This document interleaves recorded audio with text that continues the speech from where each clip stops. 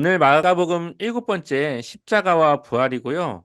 15, 14, 15, 16장 세 장의 말씀을 좀 빠르게 진행해 나가도록 하겠습니다. 첫 번째로는 종교 지도자들의 음모에 대한 이야기입니다. 1절과 2절 말씀 같이 읽어볼까요? 함께 읽겠습니다. 이틀이 일이 지나면 지나면 유월절과 주는 무교절이라 무교절이라 대제사장들과 서기관들이 예수를 훈계로 잡아 죽일 방도를 구하며 이르되 밀란이 일어날까 하노니 명절에는 하지 말자 하더라. 아멘. 이제 곧 6월절이 지나고 그 6월절 다음 날은 무교절이 이제 시작되어지는데 이 명절을 피해서 대제사장들이 예수를 잡아 죽일 그런 방법을 구하고 있습니다. 어, 그러니까 예수님의 죽음이 표면적으로 보면은 이 종교 지도자들의 계획에 완벽하게 예수님이 걸려 들어가는 것처럼 보이지만 실질적으로는 하나님께서 계획하신 그 계획이 이 종교 지도자들에 의해서 이루어지는 것이고 하나님의 계획이 실현되어진다라는 것을 우리는 알 수가 있습니다. 자, 그것을 위해서 이제 우리가 이후에 또 시간을 보도록 하겠습니다. 3절을 보니까 예수께서 배단이 나병 환자 시몬의 집에서 식사하실 때에 한 여자가 매우 값진 향유 곧 순전한 나드 한 옥합을 가지고 와서 그 옥합을 깨뜨려 예수의 머리에 부으니 아멘. 이제 나병 환자 시몬이라고 하는 말은 그 전에는 나병 이제 문둥병 환자였다가 예수님에 의해서 고침을 받은 그러한 사람이라는 것을 이야기를 하고 있습니다. 이 시몬의 집에서 식사를 할 때에 한 여자가 와서 예수의 머리에 나드, 이제 기름이죠. 이제 향수와 같은 그러한 기름을 붓게 됩니다. 근데 이때 당시 이 향유, 이, 이 가격이 약 300데나리온이라고 이야기를 합니다. 10만 원으로 하루에 일당을 10만 원으로 계산하면 약 3천만 원 정도의 가치가 있는 거고요. 하루 일당을 20만 원 정도로 계산하면 6천만 원 정도의 가치가 있는 거죠. 그러니까 1년 동안 벌어야 살 수 있는 그 귀한 향유를 예수님의 머리에 붓게 됩니다.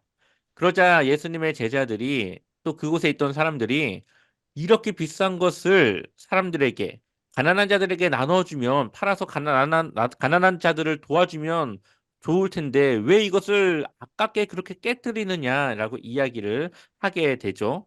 그때에 예수님께서 말씀하시기를 8절 함께 읽어보겠습니다. 그는 힘을 다하여 내 몸에 향유를 부어 내 장례를 미리 준비하였느니라. 아멘. 내가 진실 네. 예수님의 제자들은 예수님께서 몇 번이나 죽을 것을 말씀하시지만 전혀 예수님의 죽음에 대해서 생각하지 않지만 아마 이 여인은 예수님을 따라다니던 그런 여인의 제자였던 걸로 보이는데 이 여인은 예수님의 죽음을 기억하고 어떠한 이유에선지 모르겠지만 그 행위 자체를 예수님은 좋게 보십니다. 그것이 바로 예수님께서 있을 장례를 미리 준비하는 것으로 보게 되는 것이죠. 그러면서 구절을 보니까 이 여자가 행한 일이 이후에 복음이 전파되어지면서 지속적으로 함께 전파되어지게 될 것이다라고 이야기를 합니다.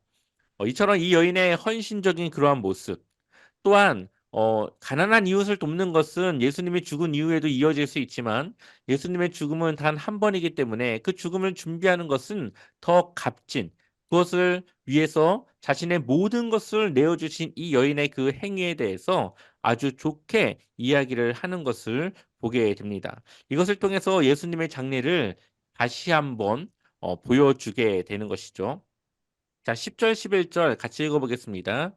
열둘 중에 하나인 가룟 유다가 예수를 넘겨주려고 대제사장들에게 가매 그들이 듣고 기뻐하여 돌을 주기로 약속하니 유다가 예수를 어떻게 넘겨줄까 하고 그 기회를 찾더라. 아멘. 자, 대제사장들이 또 종교 지도자들이 예수님을 어떻게 잡아 죽일까를 고민하고 있는데 예수님의 제자였던 가룟 유다가 자신이 예수를 넘겨준다라는 거죠. 왜 이렇게 넘겨줘야만 했을까요? 사람들이 많은 곳에서 예수님을 잡으면 잘못해서 사람들의 밀란이 일어날 수도 있기 때문에 사람들이 못 볼 때 아주 은밀한 중에 예수를 잡아가야 하는데 예수의 행적을 따라가지 않으면 그것을 할 수 없기 때문에 아주 좋은 시간에 예수님을 잡을 수 있도록 가룟 유다가 미리 자신들이 잡을 수 있는 그 시간과 그 때를 장소를 알려주기로 한 것이죠. 그것을 위해서 가룟 유다는 돈을 받았고 결국 그 일을 위해서 그 기회를 보고 있었습니다. 자, 이제 예수님이 제자들과 유월절을 준비하기 위해서 그 만찬을 준비하시는데, 어, 유월절은 사실 금요일이 유월절입니다. 근데 이스라엘의 날은 해가 지면 다음 날이 시작인 걸로 인식을 해요. 그리고 다음 날 해가 지면 하루가 끝난 걸로 봅니다. 그러니까 하루의 시작이 해가 지면 하루가 시작하는 거예요. 그러니까 지금 이 6월절 만찬을 하는 시간이 목요일 저녁이 되는 건데 이미 목요일 저녁이면 이 6월절의 시작의 이 시간이 시작되어지는 때이기 때문에 예수님께서 6월절 만찬을 시작하는 것이라고 우리가 볼 수가 있습니다. 자, 18절 같이 읽어볼까요? 함께 읽어보겠습니다. 다 앉아 먹을 때에 앉아 먹을 예수께서 때에 이르시되 예수께서 이르시되 내가 내가 진실로 진실로 너희에게 너희에게 이르노니 이르노니 너희 너희 중에 한 한 사람 사람 곧 곧 나와 나와 함께 함께 먹는 먹는 자가 자가 나를 나를 살리라 살리라 하신대. 하신대. 아멘. 예수님께서 이미 가룟 유다의 계획을 알고 계셨고 그를 통해서 자신이 어, 종교 지도자들에게 잡혀가게 될 것이라는 것을 이야기를 하십니다. 어떠한 제자라고는 말하지 않지만 함께 접시에 손을 넣는 자, 그 사람이 바로 자신을 팔자라고 이야기합니다. 그러자 제자들이 저는 아니지요, 저는 아니지요 하면서 물어보게 되는데 예수님께서 말씀하시기를 어, 인자를 파는 그 사람에게는 화가 있으리로다. 그 사람은 차라리 나지 아니하였더라면 자기에게 좋을 뻔하였느니라 하시니라. 아멘. 예수님을 팔 자는 예수님을 그 종교 지도자들에게 넘겨줄 사람은 반드시 필요합니다. 근데 안타깝게도 그 파는 그 사람이 예수님의 제자들 중에 나왔고 그 일에 그 역할을 가룟 유다가 맡게 된 것이죠. 그것에 대해서 안타깝게 예수님께서 생각을 하십니다. 아마도 예수님은 그 일을 통해서 결국은 스스로 목숨을 끊을 그러한 일까지도 내다보신 것이 아닌가 생각을 하게 됩니다. 옳지 못한, 좋지 못한 그 마지막을 마무리하게 될 것이라고 하는 가룟 유다의 그것을 아마 보시고 이미 아시고 차라리 나지 않은 것이 좋을 뻔하였다라고 이야기를 하시는 것이죠. 그리고 예수님이 이제 제자들과 함께 유월절 만찬을 갔습니다. 이 만찬이 우리가 잘 알고 있듯이 최후의 만찬이라고 불리는 그 만찬인 것이죠. 자, 22절에서 24절까지 우리 한번 읽어보겠습니다. 함께 읽겠습니다. 그들이 먹을 그들이 때에 먹을 때 예수께서 떡을 예수께서 떡을 가지사 가지사 축복하시고 축복하시고 떼어 떼어 제자들에게 제자들에게 주시며 주시며 이르시되 이르시되 받으라 받으라 이것은 이것은 내 내 몸이니라 몸이니라 하시고 하시고 또 또 잔을 잔을 가지사 가지사 감사기도 하시고 감사하기도 그들에게 하시고 주시니 다 그들에게 이를 주시니 마시매 다 이를 이르시되 마시매 이것은 많은 이르시되 사람을 이것은 위하여 많은 흘리는 사람을 나의 흘리는 피 나의 곧 피 언약의 언약의 피니라. 언약의 피니라. 아멘. 아멘. 이거 어디서 많이 들어보지 않으셨습니까? 우리가 성찬식을 할 때 이 구절을 읽고 잔과 이제 떡을 함께 나누게 됩니다. 예수님과 제자들과 함께 했던 이 만찬을 성찬식의 시작이고 우리는 이러한 것들을 보고 성찬식을 진행하게 됩니다. 그들이 마셨던 떡은 예수님이 찢겨질 몸이었고 그들이 마시는 포도주는 예수님께서 우리를 위하여 흘리는 피, 피는 하나님과 우리의 언약을 말합니다. 그래서 구약 시대를 보면은 짐승의 피를 이쪽에도 뿌리고 저쪽에도 뿌려요. 그것은 양쪽에 배약을 말하는 건데요. 예수님이 마시는 잔과 제자들이 마시는 그 잔, 그것은 모두 이 언약을 말하는 것이죠. 이렇게 해서 우리는 이것을 따라 성찬을 진행하는 것입니다. 그리고 나서 그들이 찬미하고 감난산으로 가게 됩니다. 감난산은 지난번에 말씀했다시피 성전에 대한 심판이 선포되는 장소이고 결국 이 감난산에서 또 이 감난산 안에 있는 겟세마네라고 하는 곳에서 예수님이 잡히시게 됩니다. 예수님께서 감난산으로 가신 이유는 기도하기 위해서이죠. 이제 마지막 예수님께서 잡혀갈 시간이 얼마 남지 않았다는 것을 아시고 그 마지막을 준비하기 위해 예수님께서 기도하러 올라가십니다. 27절과 28절 같이 읽어보겠습니다. 예수께서 예수께서 제자들에게 제자들에게 이르시되 이르시되 너희가 너희가 다 나를 다 나를 버리라. 버리라. 이는 기록된 바 내가 목자를 치리니 양들이 흩어지리라 하였음이니라. 그러나 내가 살아난 후에 살아난 후에 너희보다 먼저 가리라. 가리라. 아멘. 아멘. 예수님께서는 여전히 제자들을 향해서 자신을 버리고 도망갈 것이라고 이야기를 하고 또한 죽고 다시 살아난 후에 그 제자들보다 먼저 갈릴리에 가 있을 것이라고 이야기를 하게 되죠. 그리고 실제로 이러한 이야기들을 그 새벽에 예수님이 없어졌다는 것을 알았던 그 여인들을 통해서 제자들에게 전하게 됩니다. 이때 베드로가 그런 일은 일어나지 않게 하겠습니다. 다른 사람이 다 버려도 저는 버리지 않겠습니다. 라고 이야기할 때에 예수님께서 닭이 2번 울기 전에 내가 3번 나를 부인하리라 이야기하였고 예수님이 죽으면 저도 함께 죽겠습니다. 라고 이야기를 하면서 제자들도 동일하게 그러한 고백을 하게 되어지죠. 그리고 나서 예수님은 몇 명, 이제 3명의 제자들을 데리고 겟세마네로 올라가셔서 기도합니다. 그리고 그 제자들에게도 기도하라고 이야기를 합니다. 예수님께서 기도하시는 이유는 마지막을 자신이 죽어야 되는데 그 죽음에 대한 두려움 또한 그것이 피할 수 있다면 피할 수 있게 해달라고 간구하죠. 하지만 36절에서 보듯이 나의 원대로 마시옵고 아버지의 원대로 하옵소서라고 고백합니다. 이것은 바로 우리에게 보여주는 기도의 모델입니다. 하늘에서와 같이 땅에서도 그 뜻이 이루어지는 것처럼 우리의 뜻이 이루어지길 기도하는 것이 아니라 하나님 아버지의 뜻이 이루어지기를 기도하는 것이죠. 물론 우리의 원하는 바를 기도하지만 그것을 들어주고 안 들어주는 것이 바로 하나님 아버지께 있다라는 것을 고백하는 것입니다. 그래서 우리의 기도의 대로 우리가 고백한 대로 기도가 이루어지지 않는다 하더라도 그것을 통해서 하나님의 뜻이 이루어지기를 내 생각과 내 기도가 아니라 하나님의 그 원하는 바가 이루어질 수 있도록 우리의 기도는 늘 그렇게 가야 하는 것입니다. 그래서 43절 같이 읽어보겠습니다. 예수께서 말씀하실 예수께서 때에 말씀하실 곧 때 곧 12 12 중에 중에 하나인 한 유다가 자인 왔는데 유다가 왔는데 대제사장들과 대제사장들과 서기관들과 서기관들과 장로들에게서 파송된 장로들에게 무리가 파송된 몸을 무리가 가지고 몸을 그와 가지고 함께 그와 함께 하였더라. 하였더라. 아멘. 아멘. 이제 결국은 가룟 유다가 그 사람들을 데리고 예수님을 잡으러 오게 됩니다.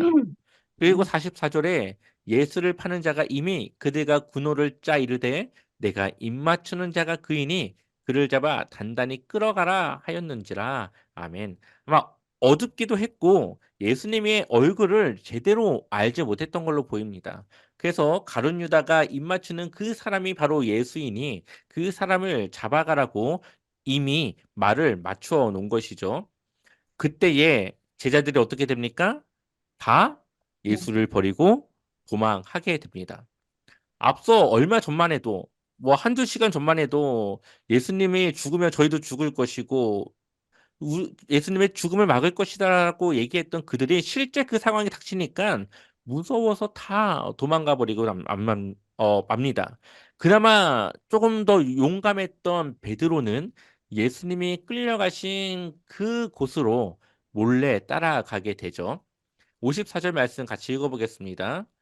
베드로가 베드로가 예수를 예수를 멀찍 따라 멀찍 대제사장의 따라 집드랑까지 제사장의 들어가서 집드랑까지 아랫사람들과 함께 들어가서 앉아 불을 아랫사람들과 쬐더라. 함께 앉아 불을 쬐더라. 아멘. 자, 예수님이 갔던 대제사장의 집에 따라가는데 몰래 따라갑니다. 그리고 멀찍이 먼 곳에서 예수님이 보이는 먼 곳에서 그 대제사장 집에 종들과 함께 앉아서 불을 쬐고 있었던 것이죠. 아마 대제사장의 집에로 간 이유는 이들이 저녁 시간에는 누군가를 잡거나 법을 집행할 수가 없습니다. 그러니까 임시적으로 대제사장의 집으로 모셔간 것이죠. 자, 그리고 나서 이제 새벽이 되어서 일찍이 이제 재판을 하기 위해서 빌라도에게 예수님을 데려갔고, 이제 빌라도는 예수님을 심판하기 시작합니다. 64절 말씀 같이 읽어볼까요? 함께 읽어보겠습니다. 그 신성모독하는 말을 너희가 들었도다. 너희는 어떻게 생각하느냐 하니 그들이 다 예수를 사형에 해당한 자로 정죄하고. 아멘. 예수님의 그 네가 유대인의 왕이냐라는 그 말에 자신이 유대인의 왕이다라고 이야기를 하는 그 고백이 신성모독, 또한 로마 황제에 대한 어, 그러한 모독과 함께 결국 이들은 예수를 사형하기로 결정을 합니다. 그러면서 주변에 있던 사람들이 예수님의 얼굴에 침을 뱉기도 하고 주먹으로 때리기도 하고 눈을 가리면서 누가 때렸는지를 맞추라고 하는 선지자 그런 놀이도 이제 하게 되는 것이죠. 하인들이 손바닥으로 치기도 하는 그런 아주 모욕적이고 아주 그러한 일들을 예수님께서 당하게 됩니다. 그때에 멀찍이 앉아있던 이 베드로에게 이 종이 묻는 것이죠. 너 저 사람과 함께 있던 자가 아니냐? 그렇게 세 번을 물어보게 되는데 결국 그가 세 번째 예수님을 저주하며 맹세하며 너희가 말하는 그 예수를 나는 알지 못한다라고 이야기했을 때 72절과 같이 또 예수님이 앞서 말했던 것처럼 닭이 두 번 울었고 세 번 자신을 부인한다고 했던 그 말이 떠오르고 베드로는 그 생각에 울게 됩니다. 자신의 행동을 후회하지만 그것에 맞서서 나설 용기가 없었던 것이죠. 자, 15장 1절 이제 곧 예수님의 심판이 시작되어지게 되는데 새벽에 대제사장들이 장로들과 서기관들과 곧 온 공회와 더불어서 예수를 결박하고 누구에게 데려갑니까? 빌라도에게 데려갑니다. 밤에는 재판을 받을 수 없으니 새벽에 해가 뜨자마자 바로 빌라도에게 데려간 것이죠. 또한 사람들이 많이 다닐 때 예수님을 데려갈 수 없으니 사람들이 없는 그 시간대에 몰래 은밀하게 빌라도에게 데려간 것입니다. 그리고 2절에 빌라도가 묻죠. 네가 유대인의 왕이냐? 예수께서 대답하여 이르시되 내 말이 옳도다라고 이야기합니다. 유대인의 왕이라고 하는 것은 로마 황제의 그 임명을 받지 않은 그 사람이 왕이다라고 하는 그 이야기는 결국은 로마를 적으로 돌린다라고 하는 말과 같습니다. 그러니까 대제사장들은 종교적으로는 그를 심판할 수 없으니 정치적으로 그 죄를 묻게 되는 것이죠. 빌라도가 고민하다가 이제 어떻게 하면 그 예수를 놓아줄 수 있을까를 고민하게 됩니다. 자신이 볼 때는 죄를 찾아볼 수가 없는데 자신이 유대인의 왕이라고 고백하는 그 예수를 그냥 놓아줄 수가 없으니 그 방법을 찾는 것이었습니다. 그 방법은 바로 뭡니까? 바라바라고 하는 그러한 죄인과 예수 두 사람을 놓고 누구를 풀어줄까를 이야기하는 것이었는데 사람들은 여기서 말하는 사람들은 대제사장들에게 섭외가 되고 그 사람들의 이야기를 들은 그 사람들은 바라바를 놓아주고 예수를 십자가에 못 박으라고 이야기를 합니다. 결국 백성들의 눈치를 보던 이 빌라도는 예수를 십자가에 못 박게 되어지죠. 우리 한번 17, 18, 19절 같이 읽어보겠습니다. 예수에게 자색 옷을 예수에게 입히고 자색옷을 입히고 가시관을 엮어 가시관을 씌우고 씌우고 경례하여 이르되 경례하여 유대인의 이르되 왕이여 유대인의 왕이여 평안할지어다 하고 평안할지어다 갈대로 그의 하고 머리를 갈대로 그의 치며 머리를 침을 뱉으며 치며 꿇어 침을 뱉으며 절하더라. 꿇어 아멘. 절하더라. 아멘. 예수님을 조롱하며 굉장히 뭐라고 해야 되죠? 조롱하는 그러한 일들을 하고 있습니다. 자색 옷은 왕들이 입는 그 옷인데 그 옷을 입히면서 마치 그가 정말 왕인 것처럼 이제 해놓고선 이제 조롱하는 것이죠. 유대인의 왕이여 평안할지어다라고 하면서 결국 머리를 치고 가시관을 쓴 상태에서 머리를 치니까 어떻게 될까요? 머리에선 피가 흐르겠죠. 침을 뱉으며 꿇어절하며 정말로 곧 죽을 그 죄인으로서 예수를 대하게 됩니다. 예수님은 죄가 없지만 그 죄인의 모습과 같이 십자가에 달리심으로 우리의 죄값을 감당하시고 대신 지신 것이죠. 우리가 당해야 될 그 고난과 순환을 예수님께서 당하신 것입니다. 자, 십자가를 지고 올라가는 그 예수가 더 이상 그 몸이 십자가를 질 만한 상태가 아니니까 21절에 알렉산더와 루포의 아버지인 구레네 사람 시몬이 시골로부터 와서 지나가는데 어떻게 합니까? 억지로 그 십자가를 끌고 가게 합니다. 예수를 끌고 골고다라 하는 곳, 해골이라고 하는 곳에 이르러서 이제 거기서 십자가의 처형이 이루어지게 되는 것이죠. 그리고 다른 말씀을 보면 알렉산더와 루포는 이 사건을 통해서 예수 그리스도를 믿는 믿음의 가정이 되게 됩니다. 34절 같이 읽어보겠습니다. 제9시에 제9시에 예수께서 크게 소리 예수께서 크게 지르시되 지르시되 엘리 엘리 라마 엘리 라마 사박다니 하시니 사박다니 이를 하시니 이를 번역하면 나의 번역하면 하나님 나의 하나님 어찌하여 나를 어찌하여 나를 버리셨나이까 하는 버리셨나이까 뜻이라. 하는 아멘. 뜻이라. 네. 예수님께서 마지막 돌아가시기 전에 엘리 엘리 라마 사막다니라고 이야기하셨고 이것을 또 번역을 하죠. 왜냐하면 아람어로 된 말을 로마 기독교인들이 읽을 수 있도록 번역을 해 주는 겁니다. 그래서 나의 하나님 어찌하여 나를 버리셨나이까 하면서 이제 하나님의 그 버리심에 대해서 예수님께서 이야기를 합니다. 하나님의 마음이 어떠셨을까요? 자신의 사랑하는 아들이 죽음에도 불구하고 그를 구원할 수 있는 능력이 있는 하나님께서 그 순간을 외면하고 예수님의 그 부르짖음에 이렇게 불러 외치는 소리에 아무런 대답도 하지 않고 외면해야 되는 하나님의 마음도 아마 많이 힘드시고 아프셨을 겁니다. 그럼에도 불구하고 하나님이 사랑하는 우리를 구원하기 위해서는 이러한 아픔을 견디고 참아야만 했던 것이죠. 하나님 또한 아픔을 참으셨고 우리를 구원하시기 위해서 자신의 능력을 제한해야만 했습니다.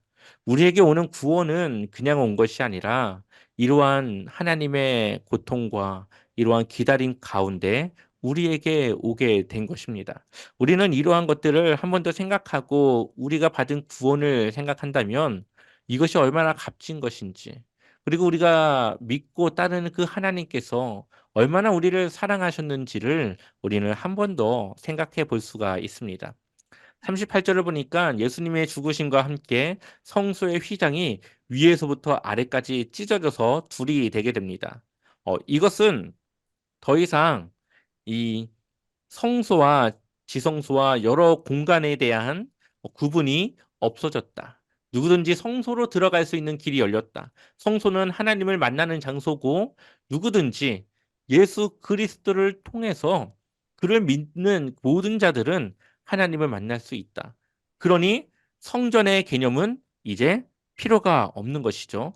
성전은 누구에게나 그 하나님이 계신 그 사람이 성전이 될 수 있다라는 것을 이 장면을 통해서 우리에게 보여주고 있습니다. 그래서 이제는 하나님의 그런 건물의 성전이 아니라 각 사람이 성전으로서 누구나 하나님을 만날 수 있는 그러한 길이 열려지게 되었다는 겁니다. 그래서 예수를 믿는 그 믿음을 통해서 우리는 성소로 들어갈 용기를 얻었다라고 성경은 말하고 있는데 우리는 누구나 그 믿음을 통해서 우리 안에 예수 그리스도의 피, 성령 하나님을 통해서 하나님을 만날 수 있는 길이 열려지게 된 것이죠. 그리고 39절 같이 읽어보겠습니다.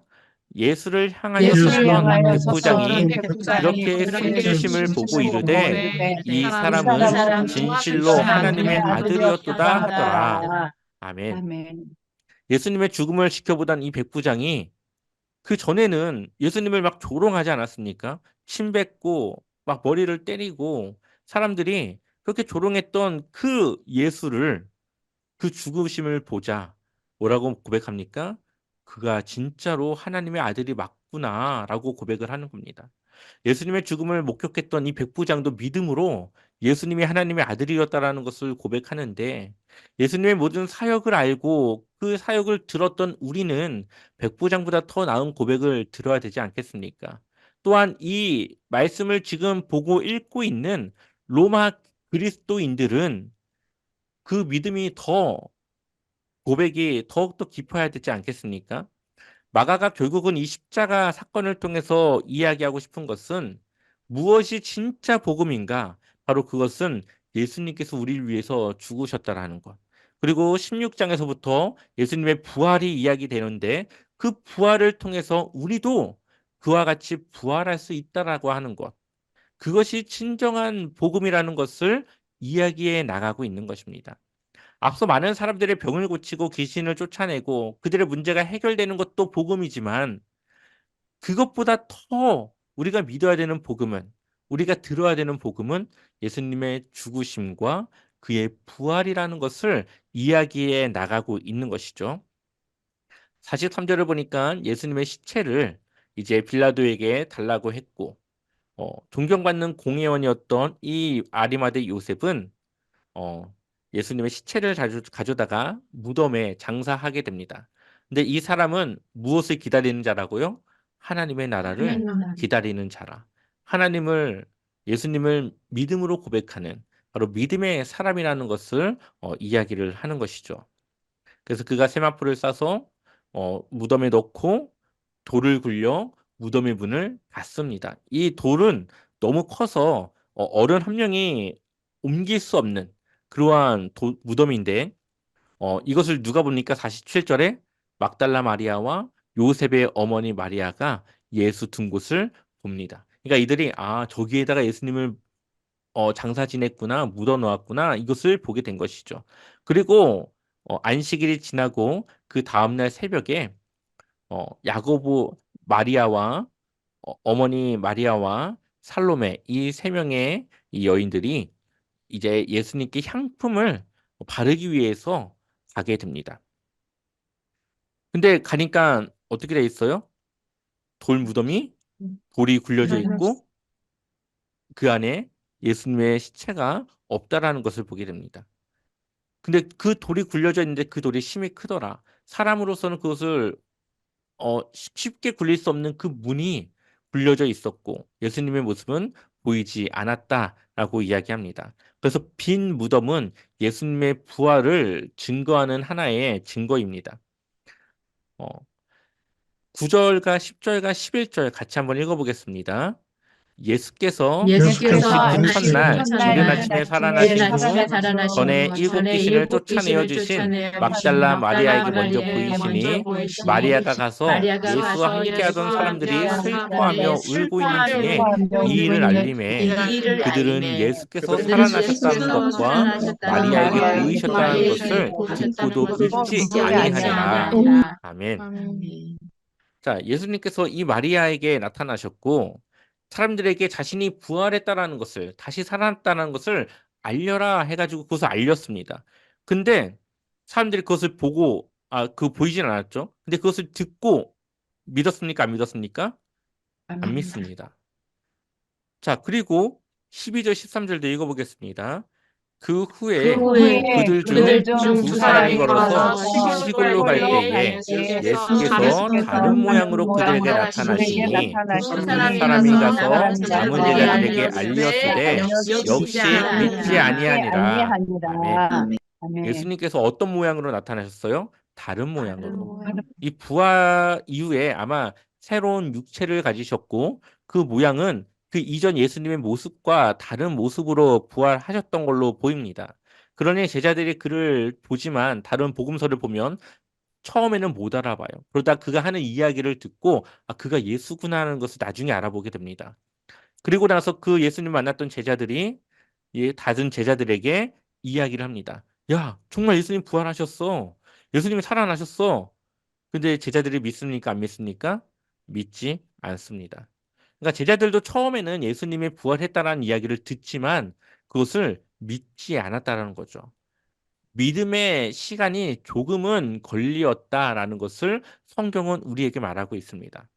제자들이 듣고 아, 역시 예수님 말씀하신 대로 살아나셨구나. 이런 것이 아니라, 아이, 죽었는데 어떻게 살아나? 말도 안 돼. 이렇게 믿지 않다가 나중에 자신들이 들었던 이야기들을 되짚고 다른 제자들과 함께 이야기를 나누고 이러면서 아마, 아, 정말 예수님께서 그가 말씀하신 대로 살아나셨구나라는 것을 믿게 되었던 것 같습니다. 그렇게 우리가 봐야 되죠. 자, 14절 같이 읽어보겠습니다. 그 후에 그 열한 후에 열한 제자가 점심 제자가 먹을 점심 때에 먹을 때에 예수께서 그들에게 예수께서 그들에게 나타나사 그들의 나타나사 믿음 없는 그들의 믿음 것과 없는 마음이 것과 마음이 완악한 것을 완악한 것을 꾸짖으시니 꾸짖으시니 이는 자기가 이는 살아난 것을 자기가 본 살아난 자들의 것을 말을 본 믿지 자들의 말을 믿지 아니함일러라. 아니함일러라. 아멘. 예수님의 살아난 것을 본 사람들은 예수님을 믿었지만 보지 못하고 들었던 자들은 그것을 처음에 믿지 않았습니다. 그리고 믿지 않은 것을 꾸짖었습니다. 지금 마가는 예수님의 제자들조차도 예수님의 부활을 듣기만 하고서 믿는 것이 쉽지 않았다라는 것을 우리에게 말하고 있어요. 예수님의 부활을 믿는다라고 하는 것은 쉬운 일은 아니다라는 것을 우리에게 말하고 있습니다. 하지만 결국은 그들은 예수님이 부활한 것을 모두 믿었고 예수님의 복음을 전하는 일에 헌신하며 지금 이 마가복음을 읽고 있는 로마의 기독교인들에게까지도 지금 복음을 전하고 있다라는 것을 이야기를 하고 있는 것이죠. 그러면서 그들에게 이야기하는 겁니다. 예수님의 부활에 대해서 믿을 것인지 믿지 않을 것인지 그것은 우리의 결정에 달려 있고 우리의 믿음의 먹기에 달려 있다라는 것을 말하고 있죠. 그래서 예수님께서 15절, 16절에 너희는 온 천하에 다니며 만민에게 복음을 전파하라. 내가 죽고 살아났다라는 것을 전파하라. 16절에 믿고 세례를 받은 사람은 무엇을 얻어요? 구원을 얻을 것이고 믿지 않은 사람에게는 정죄를 받으리라. 예수님의 부활은 사실이고 그 부활을 믿는 것, 믿지 않는 것은 우리의 선택과 우리에게 달려 있는 것인데 그것을 믿는 자는 구원을 얻고 믿지 않는 사람은 정죄를 받을 것이다라고 그 결론을 인생의 삶의 결론에 대해서 이야기합니다. 그러면서 결국은 그것이 누구에게 달려 있습니까? 이제는 이 복음을 들은 우리에게 그 선택이 그 결정이 달려 있다라는 것을 이야기하고 있습니다. 예수님의 부활에 대해서 우리가 믿음으로 고백하고 그 부활을 늘 소망하며 예수님을 믿는 믿음의 삶으로 늘 살아가시길 소망합니다. 아멘. 자, 우리 17절, 18절 같이 읽어보겠습니다. 믿는 자들에게는 이런 표적이 따르리니 곧 그들이 내 이름으로 귀신을 쫓아내며 새 방언을 말하며 뱀을 집어 올리며 무슨 독을 마실지라도 해를 받지 아니하며 병든 사람에게 손을 얹은즉 나으리라 하시더라. 나으리라 아멘. 아멘. 예수님의 제자들을 통해서 그들이 하는 말들이 그 각 나라의 말대로 들리게 됐고 또한 뱀을 집어 올렸던 이 사도 바울이 독뱀에 물렸지만 해를 받지 않고 또한 병드는 사람의 병들을 고쳤던 일들이 일어나게 되어지죠. 예수님을 믿었던 사람들을 통해서 이러한 표적이 나타나게 됐고 이것은 곧 예수 그리스도의 부활, 그 복음의 능력을 나타내는 것이었습니다. 그리고 이러한 일들도 지금 가능한 일들이고 지금은 또 새로운 시대가 되었기 때문에 새로운 하나님의 역사들이 일어나는 그러한 시대, 하나님의 그 복음의 그 능력이 나타나게 될 것이다라고 우리에게 말씀하고 있습니다. 마지막으로 19절, 20절 읽고 마치겠습니다. 예수께서 말씀을 마치신 후에 하늘로 올려지사 하나님 우편에 앉으시니라. 제자들이 나가 두루 전파할세 주께서 함께 역사하사 그 따르는 표적으로 말씀을 확실히 증언하시니라. 아멘. 아멘. 증언하시니라. 네. 아멘. 예수님께서 승천하셔서 이제 제자들의 사역이 시작됐고 제자들을 통해서 복음이 증거되어지면서 앞서 있었던 방언과 병고침과 또한 독이 해를 가하지 않는 여러 가지 일들을 통해서 그 복음이 같이 증거되어지는데 그 표적으로 나타나게 되었다라고 이야기를 합니다. 우리가 복음을 통하여 살아갈 때에 우리가 할 수 없는 것을 하나님이 하시고 그것을 통해서 복음이 아멘. 전파되어지고 그 복음이 다른 이들에게 증거될 수 있도록 우리와 함께 하시고 도우십니다.